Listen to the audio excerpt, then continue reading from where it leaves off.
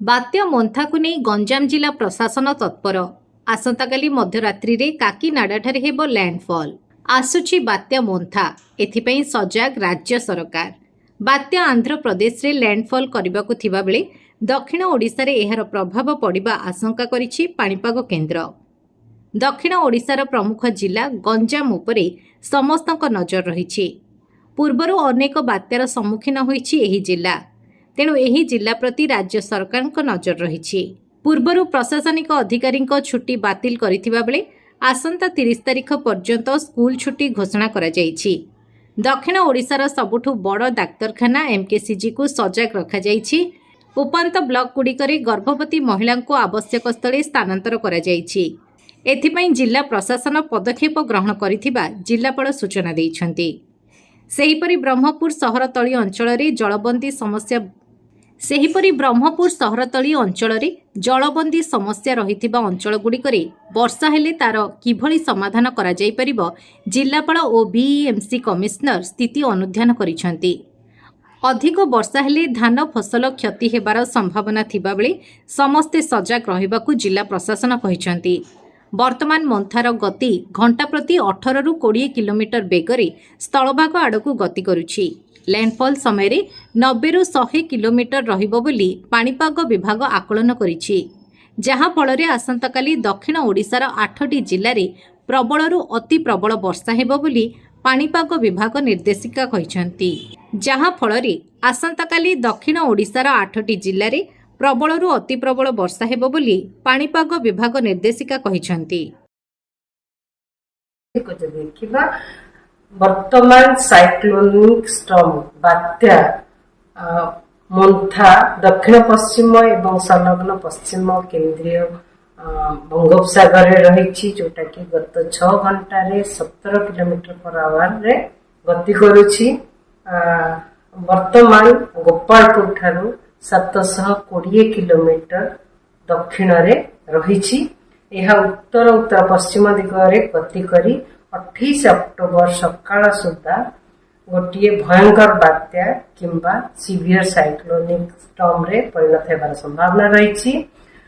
उत्तर उत्तर पश्चिम दिगरे आहरी आगक गति करिबा बढ़िबा सहित यह 28 अक्टोबर संध्याबेल किंबा राति समय रे काकीनाडा पखापाखि मछलीपट्टनम एवं कलिंगपट्टनम मध्य आंध्र प्रदेश उपकूल रे अतिक्रम करिबार संभावना रही। अतिक्रम करला बेले सीवियर साइक्लोन माने भयंकर बात्या हिसाब रे क्रॉस करिवो। आ क्रॉस करला बेले यार पवन रो वेग रहइबो 90 रु 100 किलोमीटर पर आवर और झटका पवन रहइबो 110 किलोमीटर पर आवर। बात्यार गति पथ एमती जीव आमर आंध्र प्रदेश कोस्ट जमी क्रॉस करके मालकानगिरी देकी छत्तीसगढ़ आड़क जीवार संभावना रही। पवन गति धीरे धीरे बढ़ी चलो। आगामी 24 घंटा आईएमडी भुवनेश्वर तरफ फोरकास्ट दि पूर्वानुमान कर प्रबल अति प्रबल वर्षा रही संभावना रही। गोटे कि 2टा स्थान रे गंजाम गजपति रायगड़ा मालकानगिरी नवरंगपुर कलाहांडी कंधमाल जिले में ऑरेंज अलर्ट जारी कर पखापाखि जिला गुड़िक येलो अलर्ट जारी कर जोटा कि गोटे कि 2टा स्थान रे प्रबल वर्षा रही संभावना रही। सहित पूरी गंजाम गजपति जिले में पवन गति 40 रु 50 kilometre gusting to 60 kilometre per hour रही संभावना रही। काली जदि देखिबा काली रेड अलर्ट जारी करा जायछि। हमर जिला गुड़िक एमती हेले मालकानगिरी कोरापुट रायगड़ा गंजाम गजपति जिले में प्रबल अति प्रबल वर्षा किछि स्थान रे और अत्यंत प्रबल वर्षा गोटे कि 2टा स्थान संभावना रही। रेड कलर वार्निंग जारी करा जायछि। पखापाखि जिला गुड़िक जेमती कि पुरी खोर्धा नयागढ़ कंधमाल कलाहांडी नवरंगपुर बलांगीर नुआपड़ा बौद्ध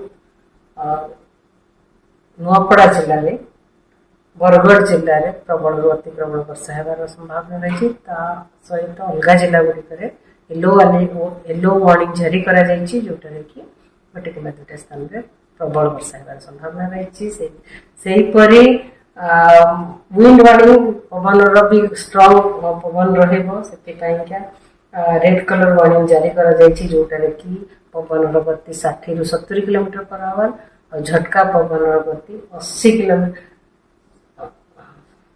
किलोमीटर पर आवर रही संभावना रही जमीक कि मालकानगिरी कोरापुट रायगड़ा नवरंगपुर गजपति और कलाहांडी जिले में पाखापाखि जिला गुड़िक ऑरेंज कलर अलर्ट जारी कर गंजाम कंधमाल बौद्ध बलांगीर और नुआपड़ा जिला को अलग जिला गुड़िक येलो कलर वार्निंग जारी कर 29 तारीख रेड कलर वार्निंग जारी कर जमीक प्रबल अति प्रबल अत्यंत प्रबल वर्षा होगार संभावना रही कोरापुट मालकानगिरी नवरंगपुर रायगड़ा और कलाहांडी जिले में पाखापाखि जिला गुड़िक जमीक गंजाम गजपति कंधमाल बौद्ध सोनपुर बलांगीर नुआपड़ा बरगढ़ संबलपुर जिले में प्रबल अति प्रबल वर्षा गोटे कि दुटा स्थान रु 28 तारीख 29 तारीख रे पूरा राज्य रे अधिकांश स्थान में वर्षा पवन गति स्ट्रॉन्ग रही 60 ରୁ 70 kilometre per hour gusting to 80 kilometre per hour रही संभावना रही कोरापुट मालकानगिरी रायगड़ा और गजपति जिले में पाखापाखि जिला गुड़िक जमीक नवरंगपुर कलाहांडी कंधमाल नुआपड़ा बलांगीर गंजाम नयागढ़ जिले में 50 ରୁ 60 kilometre per hour gusting to 70 kilometre per hour रही संभावना रही अलग जिला गुड़िक येलो वार्निंग जारी कर 30 तारीख रे राज्य में अनेक स्थान हल्का मध्यम वर्षा रहा गोटे कि दुटे स्थान में कां स्थान में प्रबल वर्षा रही सुंदरगढ़ झारसुगुड़ा संबलपुर देवगढ़ केन्दुझर मयूरभंज जिले परवर्ती समय वर्षा बहुत परिमाण में कमी जबार संभावना रही 31 तारीख रे हल्का मध्यम वर्षा किसी स्थान रही सहित वार्निंग किसी ना 1 तारीख रे कां स्थान में उत्तर ओडिशा रे कां स्थान में हल्का मध्यम वर्षा होगार संभावना रही 2 तारीख रे मध्य राज्य में कां स्थान में हल्का मध्यम वर्षा होगार संभावना रही किसी वार्निंग जारी कर आगामी 30 तारीख पर्यंत फिशरमैन वार्निंग मत्स्यजीवी मानक वार्निंग जारी कर समुद्र को जावाक मना कर समुद्र अशांत रु अत्यंत अशांत रहार संभावना रही स्कली वेदर रहार संभावना रही वर्षा सहित पवन